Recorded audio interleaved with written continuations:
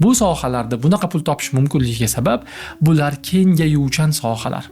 Ya'ni biz eng zo'ri bo'ladigan bo'lsak, butun xalqni, butun millatni, hattoki Justin Bieber bo'ladigan bo'lsak, 14 yoshda mashhur bo'lib ketgan millioner bo'lgan qo'shiqchi, butun dunyoni e'tibori bizga qaratiladi. Natijada biz vaqtimizdan yoki o'zimizni tayyorligimizdan ko'ra ko'proq pul ishlashni boshlaymiz, ko'proq mashhurlikka erishamiz. Shuning uchun ham bu sohalarni kengayuvchan sohalar deydi. Mana bu rasmda bu sohalardagi daromad qanaqa taqsimlanishini ham ko'rishimiz mumkin. Ya'ni kengayuvchan sohalarda eng zo'rlar katta daromad qilishadi. Eng zo'r aktyorlar bitta kinosidan butun umrga yetadigan pulni topadi. Eng zo'r futbolchilar 1 yillik daromadidan bitta mahalla topadigan pulni topib qo'yadi.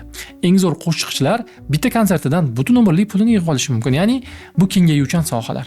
Lekin grafikning qolgan joylariga qarasak, sohadagi 99.5% odam bir kunlik yoki bir oylik xarajatlariga yetadigan pul ham topa olmaydi.